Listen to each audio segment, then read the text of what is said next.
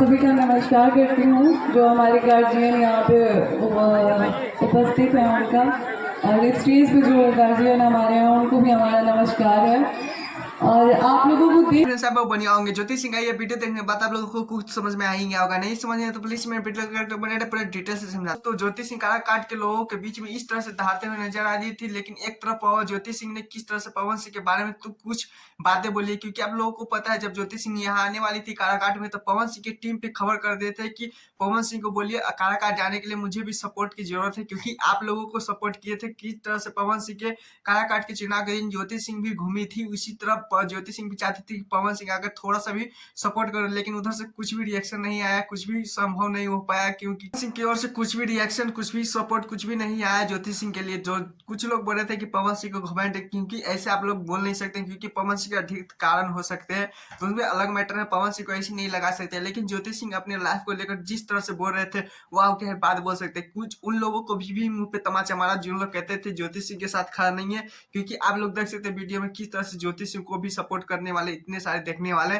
चाहने वाले आए हुए हैं। सिंह का एक तेजी से वीडियो वायरल हुआ जिसमें Pawan Singh half T shirt और हाफ पैंट पहने हुए हैं और पटना जंक्शन की ओर पे चल रहे हैं। जिस तरह से नारा लग रहा है पवन भैया जिंदाबाद जिंदाबाद, तो सारे मुद्दे बताने वाले हैं कि क्या मसला है उसके पीछे। लोगों से एक सपोर्ट और हेल्प की जरूरत है दोस्तों, क्योंकि आप लोगों को पता है यहाँ पे इसकी शॉट देख रहे हैं, यहाँ पे मेरा ही चैनल है जिसपे आप लोग वीडियो देख रहे हैं, तो इस पे अभी फिलहाल 300 होने में 5 सब्सक्राइबर कम है, तो प्लीज जाके सब्सक्राइब कर दीजिए ताकि मेरा 300 सब्सक्राइबर कंप्लीट हो जाए, क्योंकि ज्यादा होता है तो बहुत खुशी होगा। तो चलिए आपके लिए खुशी के लिए इतना तो कर सकते हैं, प्लीज चैनल को सब्सक्राइब, वीडियो को लाइक कीजिए। और चलिए सुबह 11 बजे पटना हुए थे, 10 नंबर प्लेटफॉर्म पे दूसरे नंबर गेट से गए, एंट्री किए थे रेलवे स्टेशन पे, और 10 नंबर प्लेटफॉर्म पे जिस तरह से नारा लगते हुए जा रहा था पवन भैया जिंदाबाद जिंदाबाद, तो आप लोगों को बता देना चाहता हूँ, क्योंकि शायद पवन सिंह का एक, शायद लहू भैया का एक आ रहा पटना से पाकिस्तान, उसमें पवन सिंह का भी रोल है कुछ, और रवि किशन भैया का भी रोल है, तो उसी के सिलसिला में वहां आए थे। मुझे इतना ही छानबीन करने के बाद पता चला, लेकिन इसके आगे कुछ भी पता नहीं चल पाया कि दोस्तों,